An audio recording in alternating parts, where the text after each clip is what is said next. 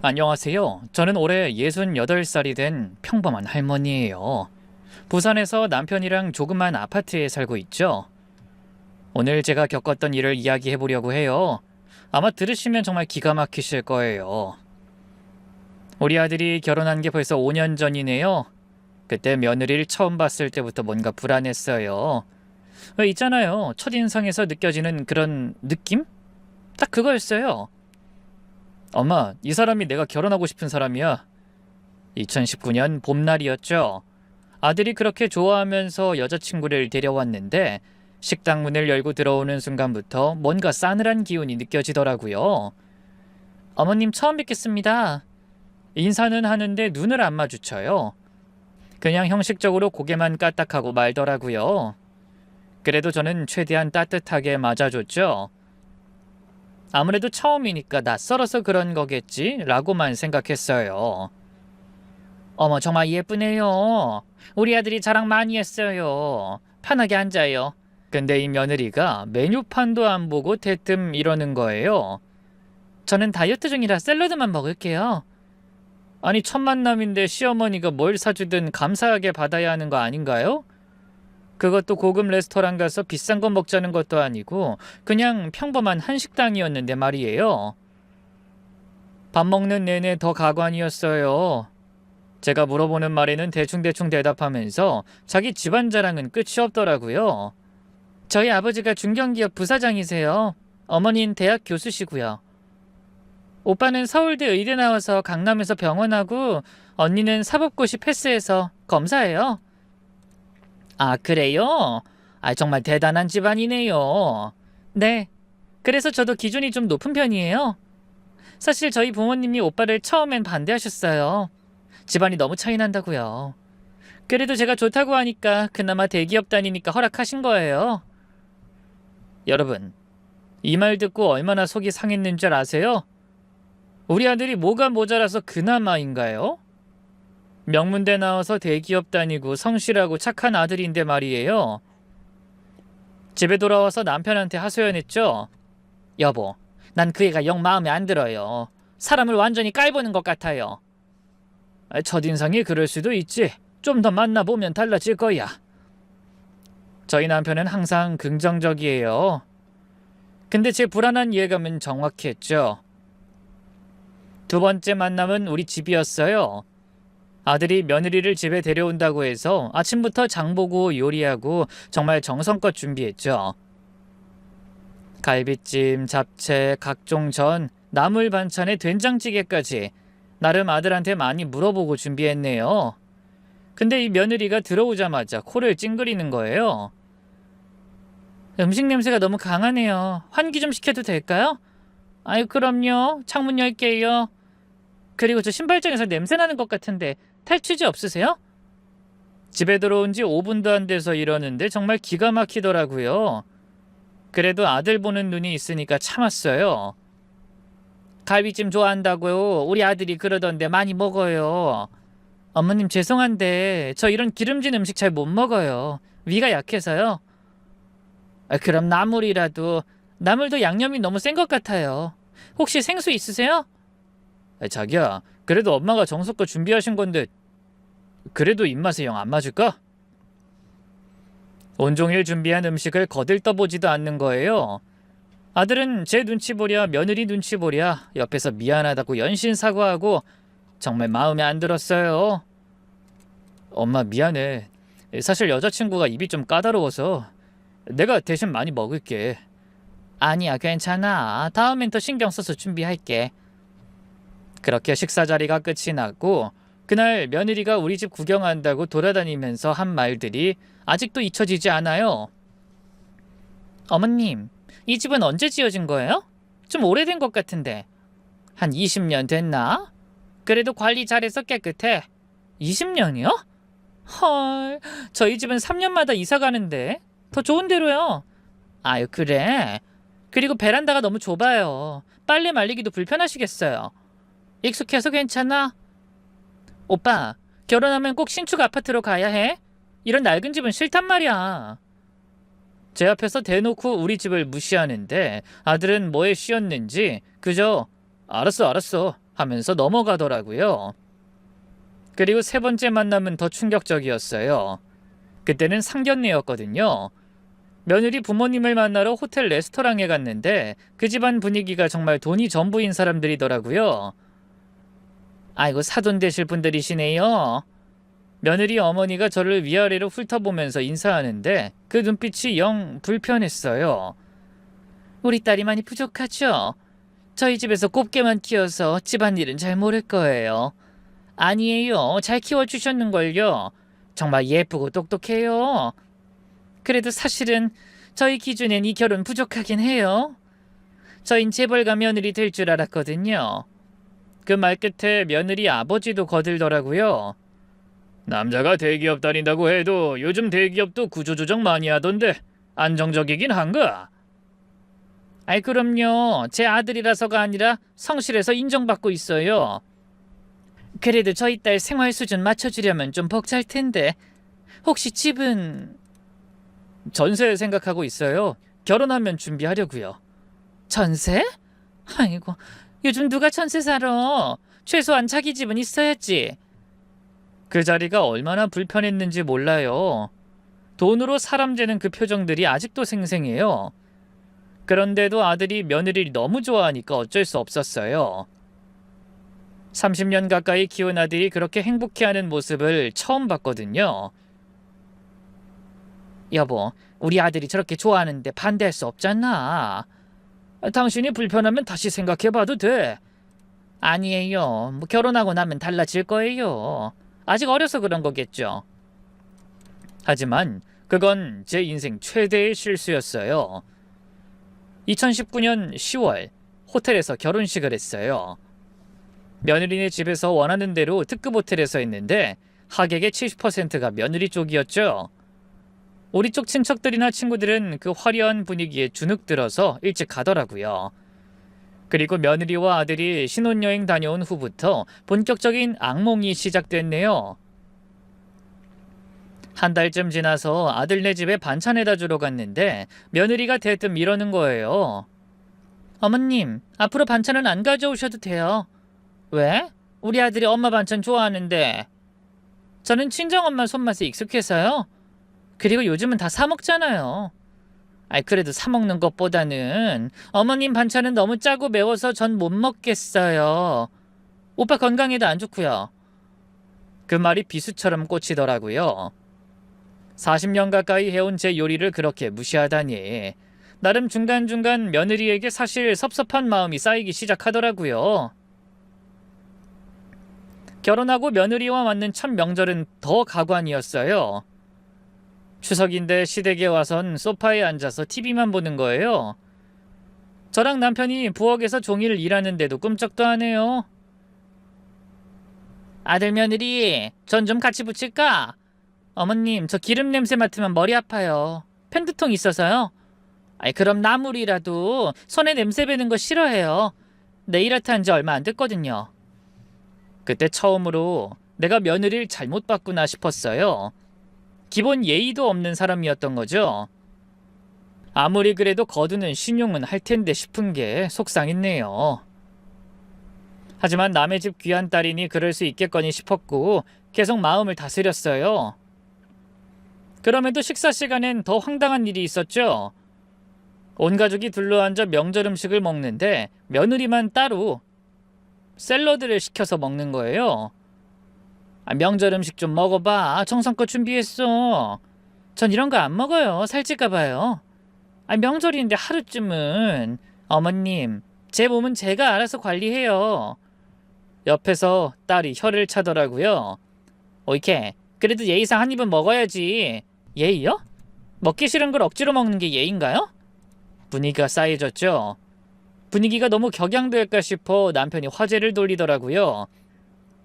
아이, 그래, 각자 먹고 싶은 거 먹으면 되지. 하지만 속으론 다들 황당해했을 거예요. 그렇게 명절 끝나고 설거지하는데 며느리가 부엌에 와서 하는 말이 가관이었어요. 어머님, 다음부턴 명절 음식 이렇게 많이 안 하셔도 돼요. 왜? 가족들 다 모이는데 어차피 다 남아서 버리잖아요. 낭비예요. 차라리 외식하는 게 나아요. 명절에 외식을? 요즘 다 그래요. 호텔 뷔페 가서 편하게 먹고 헤어지면 되죠. 이렇게 고생하실 필요 없어요. 전통을 무시하는 말에 화가 났지만 참았어요. 아들 때문에 말이에요. 그렇게 열불 나는 명절이 지났고 어느 날 아들 없이 며느리가 혼자 절 찾아왔더라고요. 뭔가 할 말이 있는 표정이었죠. 어머님, 오빠 보험 들어둔 거 있으시죠? 어? 왜 그걸 물어? 제가 보험 설계사 친구가 있는데 기존 보험 해약하고 새로 들면 더 혜택이 좋대요. 수익자는 당연히 저로 바꾸고요. 아, 그래? 근데 그건 우리 아들이랑 상의해봐야. 어머님이 보험료 내시잖아요. 이제 준호 오빠도 결혼했으니 수익자는 아닌 제가 되는 게 맞죠? 법적으로도 그렇고요. 뭔가 당연한 말이지만 사실 뻔뻔하다고 생각이 들더라고요. 그리고 그 뻔뻔한 요구에 어이가 없었어요. 수익자는 그렇다 쳐도 일단 아들이랑 상의하고 아들이 원할 때 바꾸는 거지. 네가 요구할 일은 아니야. 그 말에 며느리 표정이 싸늘하게 변하더라고요. 어머님은 저를 가족으로 안 보시나 봐요. 아이, 그런 게 아니라. 됐어요. 어차피 이 집안에서 전 영원한 외부인이겠죠.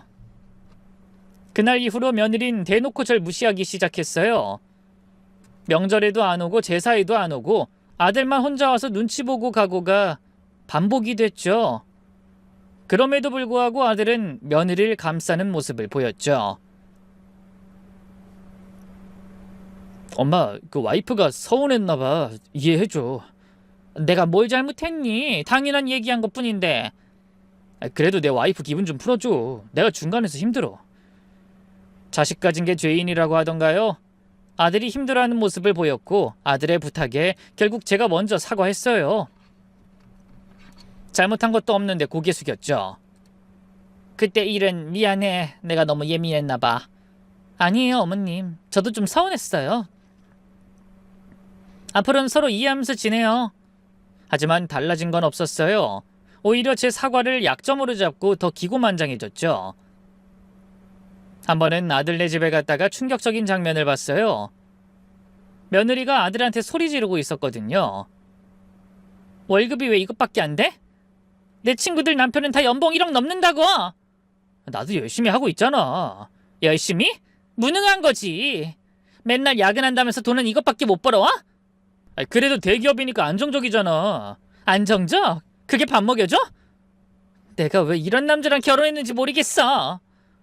문 밖에서 듣고 있기가 괴로웠어요. 그리고 참다 노크하고 들어갔죠. 무슨 일이야? 하지만 며느린 제가 온 것도 아랑곳하지 않고 계속 몰아세웠어요. 어머님도 좀 들어보세요. 오빠가 승진도 계속 밀리고 연봉도 안 오르고 이러면 애는 어떻게 낳아요? 아직 임신 안 했잖아. 혹시 임신했니? 아니요. 이런 형편에 애를 어떻게 낳냐고요. 최소한 연봉 1억은 돼야 애를 낳을 생각이라도 하죠. 돈이 다가 아니잖아. 사랑하면. 사랑으로 애 키워요? 어머님은 그렇게 사셨나 본데 전 싫어요. 그 말에 아들 얼굴이 창백해졌어요. 저도 가슴이 철렁했죠. 모자르지 않게 키웠다고 생각했는데 며느리의 말에 가슴이 아팠네요. 또 한 번 며느리가 아들 카드를 들고 와서 제게 보여주면서 이랬어요. 어머님, 오빠가 어머님께 용돈 드린다고 매달 50만 원씩 빠져나가는데 줄일 수 없을까요? 그게 왜? 저희도 돈이 필요해요. 어머님도 연금 받으시잖아요. 그건 아들이 주고 싶어서 주는 건데 주고 싶어서요? 어머님이 은근히 압박하시는 거 아니에요? 이런 며느리 봤나요? 시어머니한테 용돈 주는 것도 아깝다는 거예요. 그 돈은 받아도 그만 안 받아도 그만이었지만 아들이 제가 거절을 해도 끝끝내 저희에게 주고 싶다고 한 돈이었어요. 나는 아들한테 용돈 달라고 한 적 없어. 오히려 필요 없다고 했는데도 주는 거야.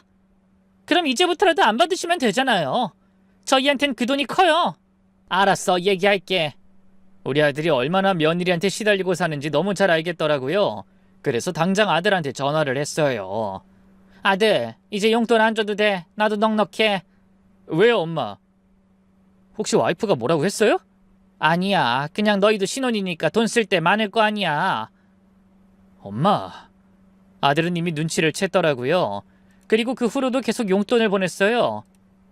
됐다고 해도 아들은 그동안 받은 사랑 이렇게라도 돌려드리는 게 예의라고 끝끝내 보내더라고요. 아마 며느리 몰래 보냈을 거예요. 그리고 2021년 여름 드디어 손주 소식이 들려왔어요. 아들이 전화로 알려줬죠. 엄마, 와이프 임신했어요. 정말? 엄마 정말이니? 네, 벌써 8주래요. 병원에서 확인했어요. 눈물이 났어요. 그동안의 서운함도 다 잊어버리고 기뻤죠. 드디어 할머니가 되는구나 싶어서. 하지만 기쁨도 잠시, 유난스러운 며느린 임신을 핑계로 더 극성을 부렸어요. 어머님, 저 입덧이 너무 심해요. 아무것도 못하겠어요. 그래, 임신 초기엔 다 그래. 뭐 도와줄까? 저희 집 청소 좀 해주실 수 있어요? 그리고 반찬도 좀. 아이, 그럼 당연히 도와줘야지.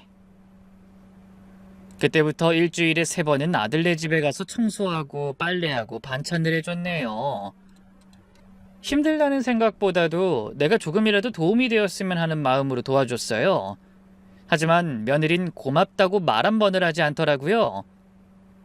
어머님, 화장실 청소할 때 락스 냄새 너무 심해요. 다른 걸로 바꿔주세요.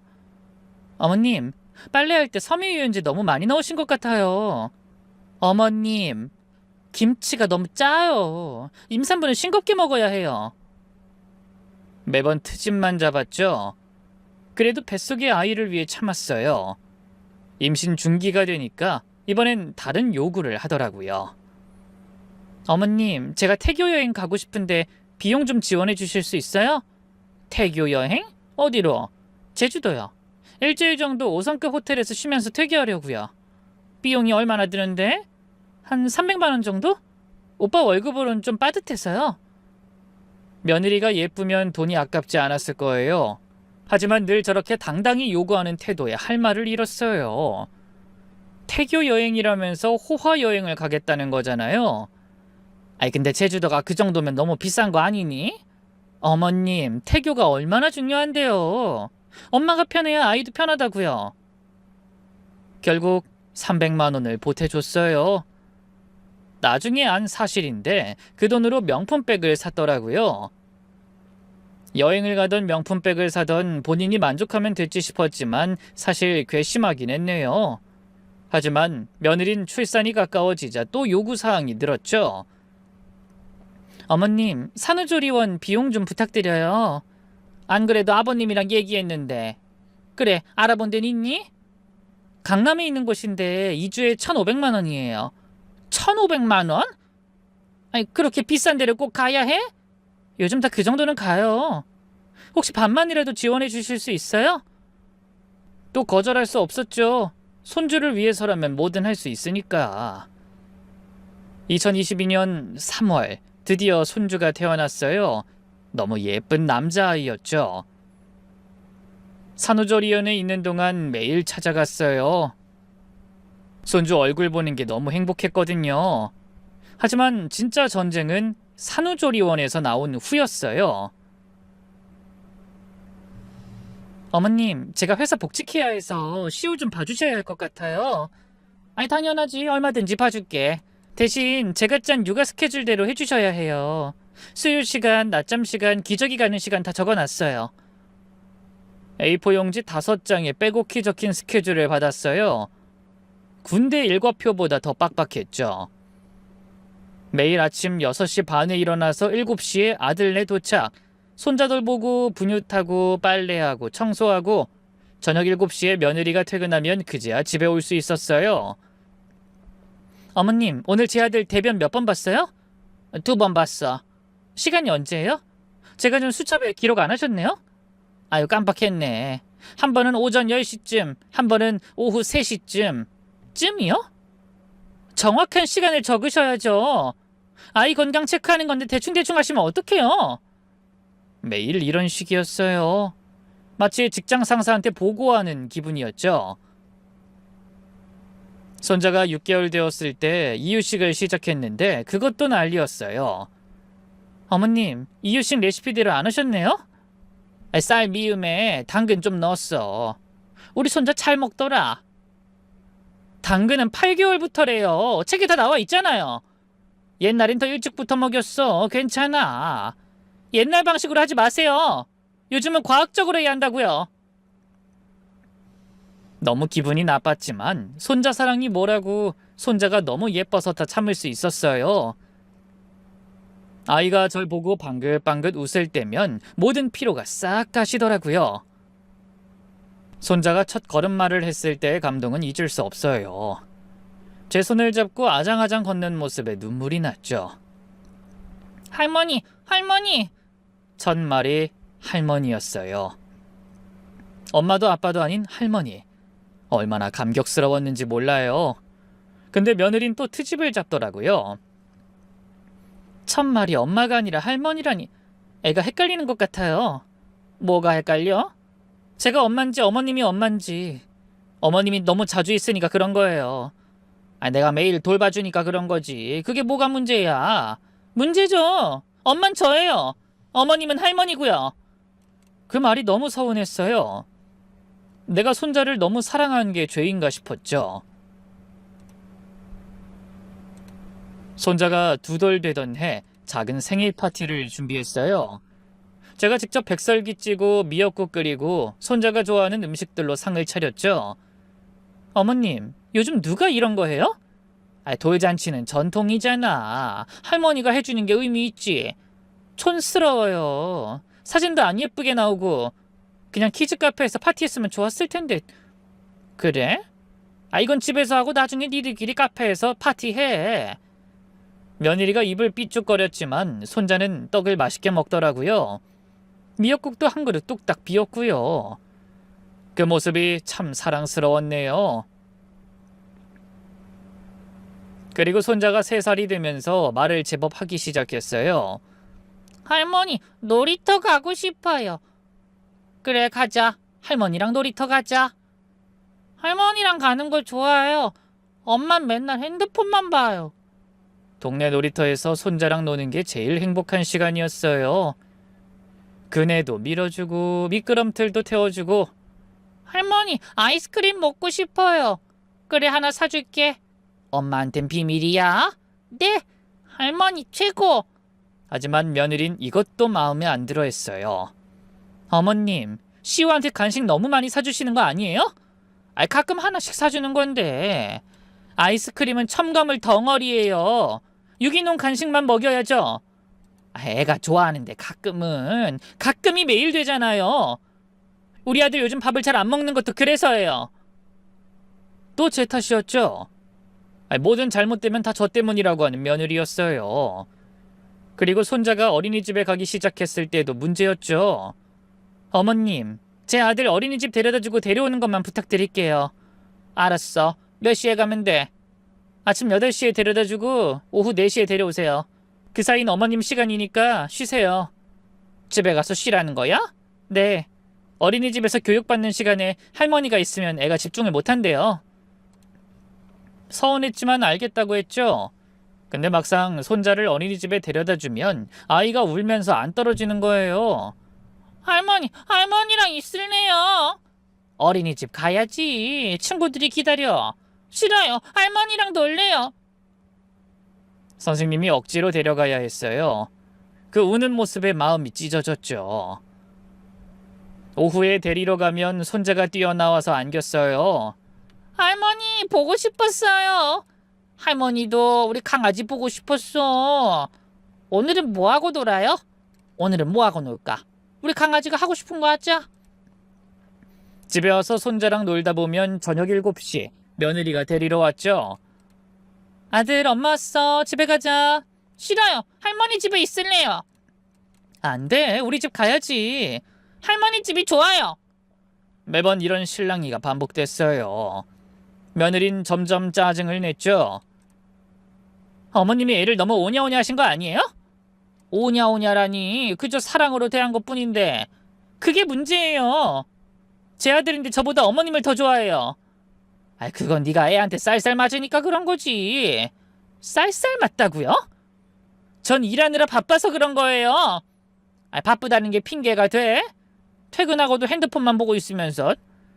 그때부터 며느리랑 사이가 더 나빠졌어요. 2024년 겨울, 운명의 그날이 왔죠. 며칠 전부터 감기 기운이 있었는데 대수롭지 않게 여겼죠. 코가 좀 막히고 기침이 나는 정도였으니까요. 할머니 오늘은 뭐하고 놀아요? 그러게 뭐하고 놀까? 할머니 아프니까 그냥 쉬기. 아유 우리 손자 벌써 다 컸네. 할머니 아픈 것도 알고. 할머니 아프면 안 돼요. 고마워 우리 시우. 마스크 쓰고 시우를 돌봤어요. 최대한 거리도 유지하려고 했죠. 맘 같아선 이럴 때 집에서 쉬는 게 좋았겠지만 매번 출근하는 아들 며느리였기 때문에 제가 아니면 돌봐줄 사람이 없었어요. 그렇게 한참을 놀다 심심했는지 아이가 자꾸 안아달라고 하는 거예요. 할머니 안아주세요. 할머니 감기 걸려서. 괜찮아요. 전 튼튼해요. 결국 안아줬죠. 그게 실수였어요. 일주일쯤 지나서 손자가 기침을 시작했어요. 어머님, 제 아들이 왜 기침해요? 아이 글쎄 갑자기 그러네. 병원 가봐야겠다. 병원에서는 감기라고 했죠. 의사 선생님도 별거 아니라고 약 먹으면 금방 낫는다고 했죠. 하지만 며느린 난리가 났어요. 어머님이 감기 옮기신 거죠? 아이 조심한다고 했는데 마스크도 쓰고. 조심했으면 왜 애가 감기에 걸려요? 어머님이 제대로 관리 안 하신 거잖아요. 애들은 원래 감기 자주 걸려. 크면서 면역력이. 변명하지 마세요. 어머님 때문에 우리 아들이 아픈 거예요. 며느리 목소리가 점점 커지더라고요.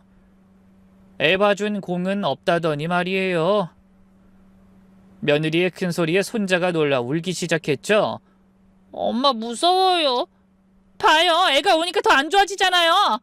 다 어머님 때문이에요. 때마침 아들이 퇴근하고 들어왔어요.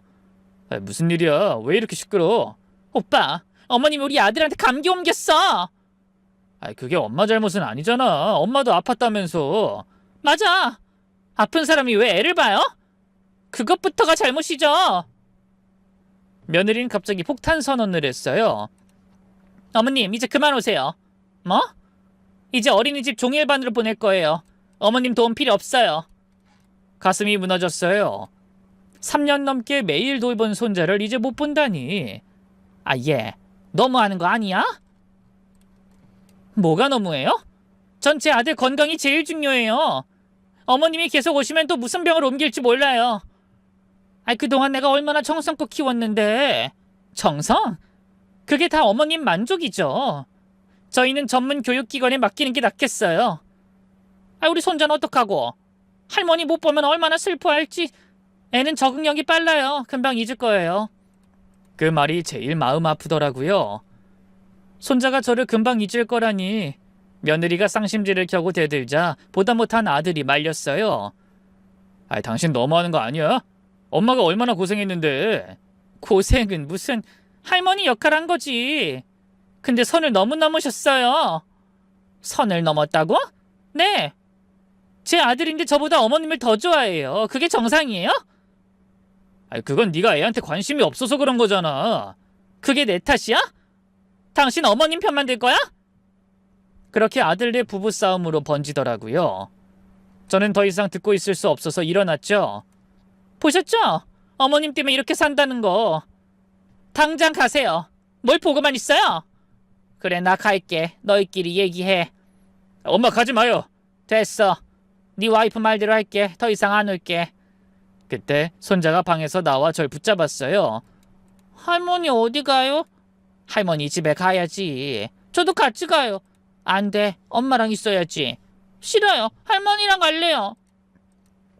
눈물을 참았는데 며느리가 악착같이 손자를 떼어놓더라고요. 그리고 당장 나가라는 신용을 했고 집안에서는 아들이 며느리에게 난리치는 소리가 들렸어요.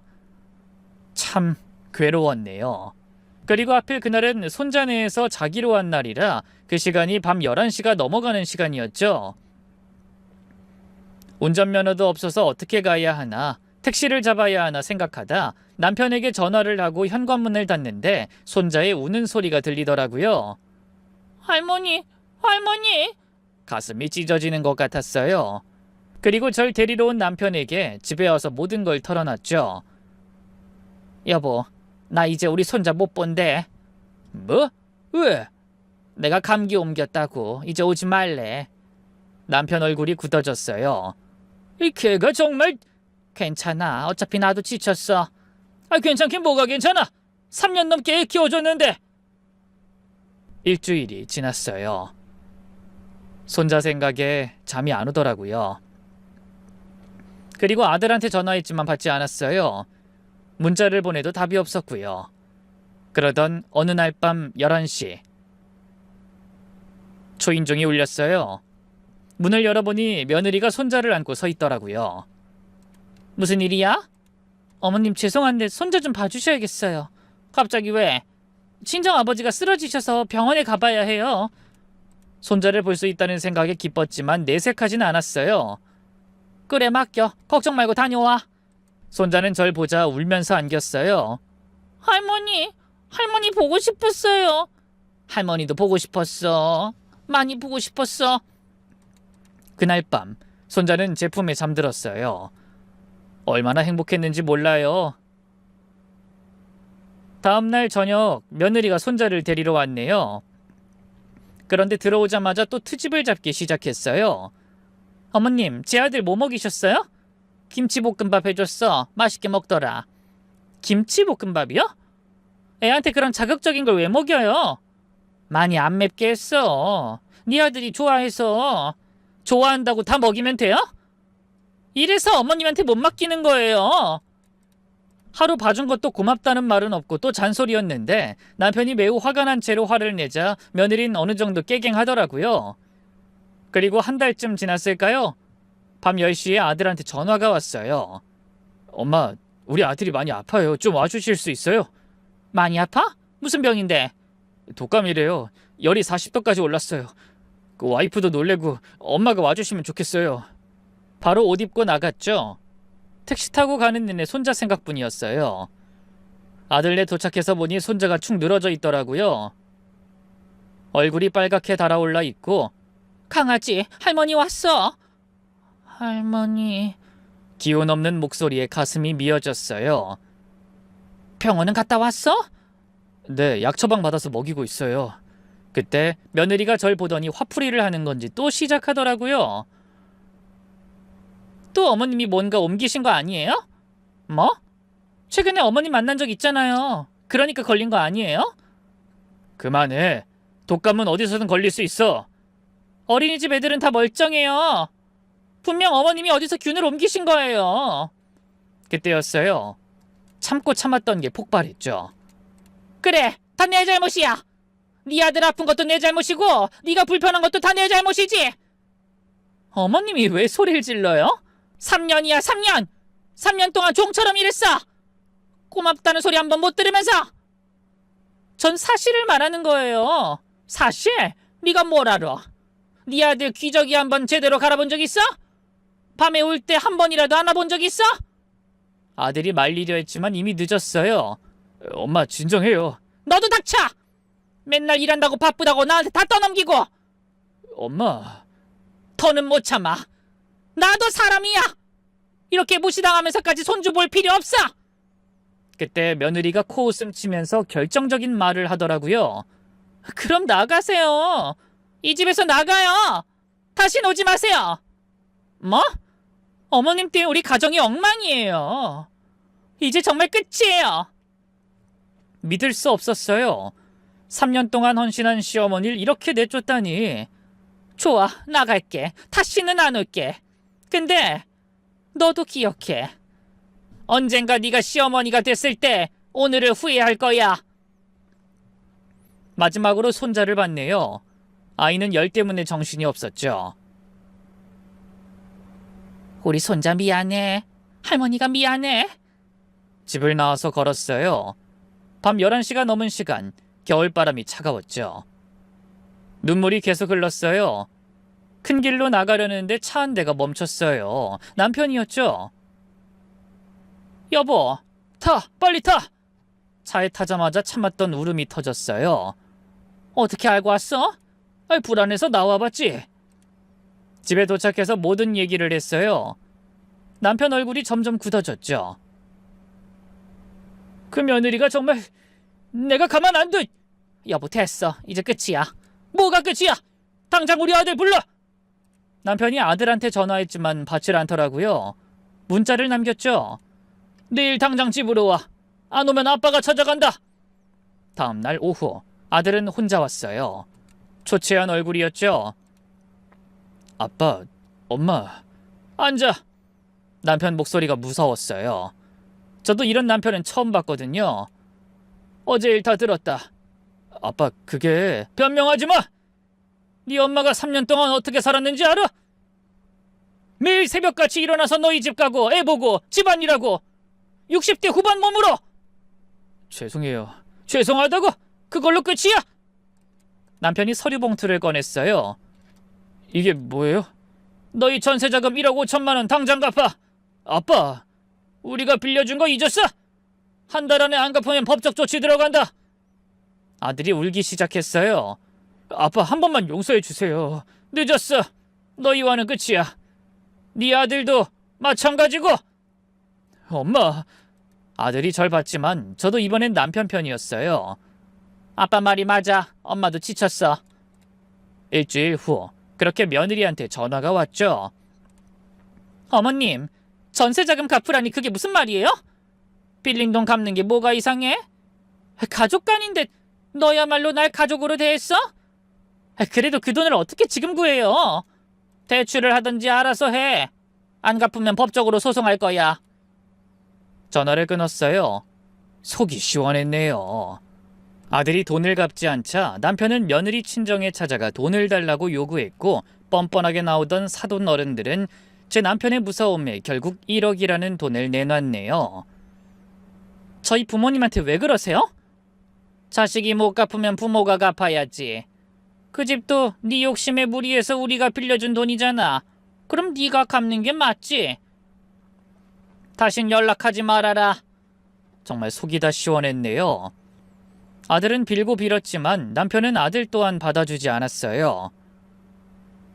6개월 후 뜻밖의 전화가 왔어요. 며느리 어머니였죠. 사돈, 한번 뵙고 싶은데요. 그렇게 만나자고 하도 사정하여 만나보니 본인 딸한테 얼마나 당했는지 사돈도 초췌하더라고요. 제 딸이지만 저희 집에 와서도 똑같아요. 본인 아들 맡기곤 감사는커녕 불평만. 이제 아시는군요. 정말 죄송해요. 그래도 우리 손자는 죄가 없잖아요. 죄송하지만 저도 상처가 깊어요. 그냥 돌아갔죠. 그리고 한참을 며느리는 다시 돈을 돌려달라고 전화를 했지만 하나도 받지 않았어요. 그리고 3개월 후 아들은 문자를 보냈어요. 엄마, 저희 이혼하게 됐어요. 바로 전화를 했죠. 이혼이라니. 도저히 그런 여자랑 못 살겠어요. 죄송해요. 아들은 어떡할 거야? 혼자 키워야죠. 근데 엄마, 혹시... 마음이 흔들렸어요. 일단 네 아들 데려와봐. 일주일 후 손자가 왔죠. 할머니, 우리 강아지. 꼭 안아줬어요. 눈물이 났죠. 할머니 보고 싶었어요. 할머니도 너무 보고 싶었어. 그날부터 손자는 저희 집에서 살게 됐는데 정말 평화롭더라고요. 엄마 아빠, 애엄마가 정말 너무했어요. 왜? 또 뭐라고 했어? 애기 물건 챙기는데 옆에서 계속 욕하더라고요. 어머님이 애를 버릇없이 키웠다고, 자긴 다신 본인 아들 안 본다고. 남편이 그 말을 듣더니 폭발했어요. 평생 화 한 번 제대로 안 내던 사람이 테이블을 쾅 치면서 일어났죠. 그년이 정말... 여보, 아니 내가 더는 못 참겠어. 3년 동안 당신이 당한 거 보고만 있었는데 이젠 정말 진절머리가 나. 남편이 이렇게 화내는 건 정말 처음이었어요. 네 마누라가 엄마한테 한 짓들 내가 다 알아. 명절 때마다 와서 손가락 하나 까딱 안 하고 엄마 해준 음식은 쳐다보지도 않고. 아빠, 알아? 작년 추석 때 네 와이프가 뭐라고 했는지 아냐? 시댁 명절 문화가 구시대적이라고 왜 여자들만 이래야 하냐고 따졌잖아. 그러면서 정작 본인은 친정 가선 얌전히 앉아있더라고. 네 장모가 그러더라. 제가 몰랐던 얘기들이 쏟아져 나왔어요. 그리고 네 엄마 생신 때는 어땠어? 선물은커녕 얼굴도 안 비치고. 내가 전화했더니 뭐라고 했는지 알아? 시어머니 생신이 뭐가 중요하냐고! 그런 말을 네 엄마가 허리 아파서 병원 다닐 때도 한 번이라도 안부 물어본 적이 있어? 오히려 꾀병 아니냐고 너한테 그랬다며! 아들이 그 말을 듣고는 고개를 숙였네요. 그것뿐이야. 우리 집 올 때마다 구박하고 집이 낡았네, 가구가 촌스럽네, 음식이 맛없네. 그런 말 들을 때마다 내가 얼마나 참았는지 알아? 죄송해요, 아빠. 네가 죄송할 게 뭐야?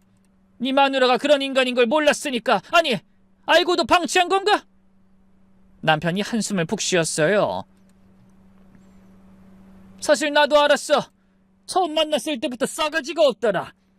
근데 네가 좋아하니까 참았지. 네 엄마도 나도. 아빠, 근데 이젠 정말 끝이야. 그런 인간하고는 상종도 하기 싫어. 네 아들 아니었으면 네 얼굴도 안 봤을 거야. 그때 손자가 거실로 나왔어요. 할아버지 왜 화나셨어요? 남편이 표정을 풀고 손자를 안았어요. 아니야, 할아버지 화 안 났어. 할아버지도 저 사랑해요? 아이 그럼 할아버지가 우리 손자 제일 사랑하지. 그날 밤 남편이 제게 말했어요. 여보, 그동안 정말 고생 많았어. 내가 좀 더 일찍 나섰어야 했는데. 아니에요. 당신도 중간에서 얼마나 힘들었어요. 그래도 당신만큼은 아니지. 그년한테 당신이 받은 상처 내가 다 알아. 이제 끝났잖아요. 우리 손자도 우리랑 있고. 맞아, 오히려 잘 됐어. 그런 엄마 밑에서 크는 것보다 우리가 키우는 게 100배 나아. 며칠 후 아들이 그러더라고요. 이번엔 놀라운 얘기를 했죠. 엄마 아빠, 사실 와이프가 바람을 피웠어요. 뭐? 사실 이혼 사유가 그거예요. 회사 상사랑 제가 증거도 다 잡았어요. 남편이 어이없어 했어요. 그런 년이 감히 우리 아들한테 경제력 없다고 뭐라 했다고? 그 남자가 돈이 많대요. 벤츠 타고 다니고. 그래서 그 남자랑 재혼하려고? 근데 그 남자도 이미 가정이 있어서 결국 차였대요. 정말 어이가 없었어요. 그런 사람이 우리 며느리였다니. 근데 여러분, 하늘은 정말 공평한 것 같아요. 제 아들이 이혼하고 1년 6개월쯤 지났을 때 회사에서 좋은 여자를 만났어요. 엄마, 소개하고 싶은 사람이 있어요. 벌써? 괜찮아? 네, 정말 좋은 사람이에요. 엄마가 보시면 좋아하실 거예요. 솔직히 처음엔 걱정했죠. 또 전며느리 같은 사람이면 어쩌나 싶어서. 근데 지금 며느리를 만나보니 정말 180도 달랐어요. 어머님 안녕하세요. 오빠한테 얘기 많이 들었어요. 어머님이 손자를 정말 사랑으로 키워주신다고 들었어요. 첫 만남부터 예의 바르고 따뜻했어요. 무엇보다 제 손자를 대하는 모습이 감동이었죠. 안녕, 이모예요. 정말 잘생겼다. 안녕하세요. 우리 귀염둥이 좋아하는 거 뭐예요? 이모가 다음에 선물 사올게. 손자가 처음엔 낯을 가렸는데 현 며느리가 진심으로 대하니까 금세 마음을 열더라고요. 결혼 전부터 현재 며느리는 달랐어요. 주말마다 와선 제 일을 도와주고 손자랑 놀아주고. 어머님, 제가 설거지 할게요. 어머님은 쉬세요. 아니야, 괜찮아. 제가 하고 싶어서 그래요. 나중에 김치 담그는 법도 가르쳐 주세요. 3개월 전에 아들은 재혼했어요. 소박하지만 따뜻한 결혼식이었죠. 제 손자가 화동을 했는데 며느리가 손자 손을 꼭 잡고 입장하는 모습에 눈물이 났어요. 결혼하고 나서 며느리가 조용히 제게 말하더라고요. 어머님, 제 친아들처럼 키울게요. 정말 사랑스러워요. 고마워. 우리 집에 와줘서. 그리고 우리 며느리를 만나서 정말 다행이야. 이제 손자는 며느리를 엄마라고 불러요. 며느리가 억지로 그러지 말라고 했는데 손자가 본인이 부르고 싶다고 했대요. 엄마, 내일 놀이공원 가요. 그래, 어머님 아버님도 같이 가실래요? 그래, 다 같이 가자. 명절 때도 며느린 새벽부터 와서 같이 일해요. 전처와는 정반대죠. 제가 쉬라고 해도 어쩜 싹싹한지 정말 고마울 따름이네요.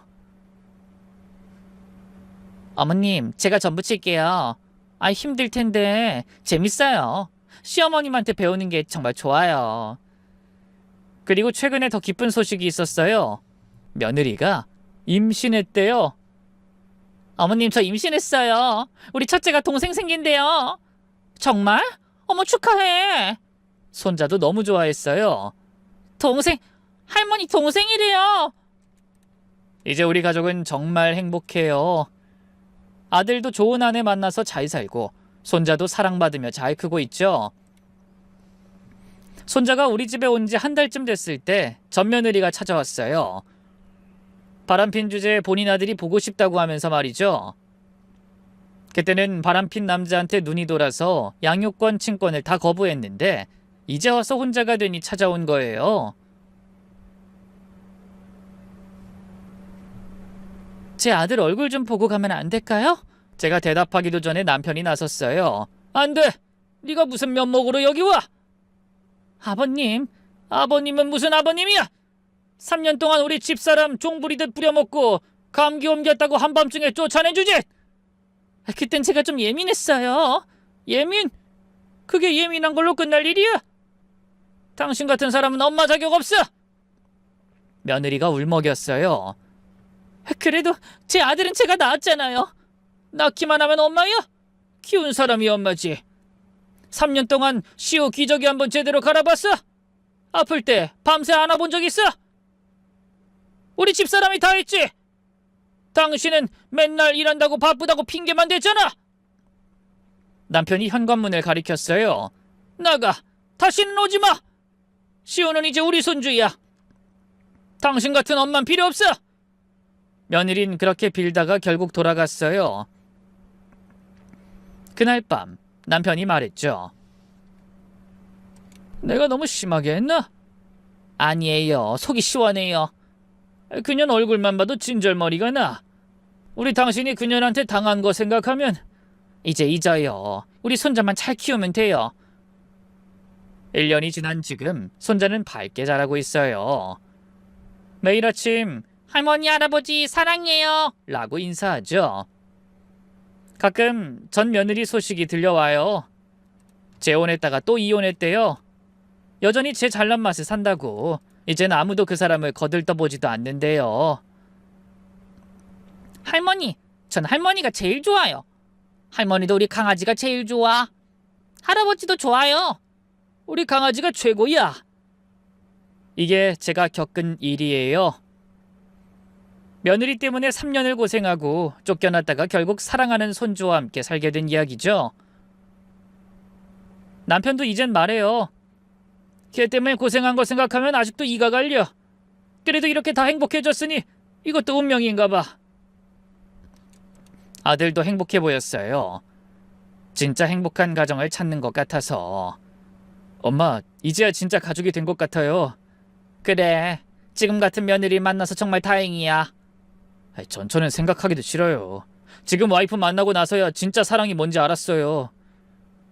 전 며느리는 살기 힘들다고 양육비도 한 푼 안 보냈다는데요. 반면 지금 며느리는 우리 손자를 위해 교육 적금도 들고 보험도 들어줬어요. 우리 큰아들 커서 대학 갈 때 써야죠. 우리 아들 뭐든 하고 싶은 거 다 할 수 있게 해주고 싶어요. 어젯밤 손자가 자기 전에 이런 말을 하더라고요. 할머니, 저 너무 행복해요. 엄마도 좋고 아빠도 좋고 할머니, 할아버지도 좋아요. 그래, 우리 손자가 행복하면 할머니도 행복해. 전에 엄만 무서웠는데 지금 엄마는 안 무서워요. 맨날 안아주고 뽀뽀해줘요. 아이는 다 아는 거예요. 누가 진짜 사랑으로 대하는지. 여러분, 때로는 참는 게 능사가 아니에요. 자존심 지키고 당당하게 사는 것, 그게 진짜 어른이에요. 그리고 나쁜 사람은 결국 그 대가를 치르게 되어 있어요. 한때는 미련했던 우리 아들은 이제 정말 좋은 아내를 만나 행복하게 살고 있고 손자도 사랑받으며 잘 크고 있어요. 조만간 둘째 손주도 볼 수 있겠죠? 이번엔 처음부터 우리가 다 같이 키울 거예요. 진짜 가족으로, 사랑으로 말이에요.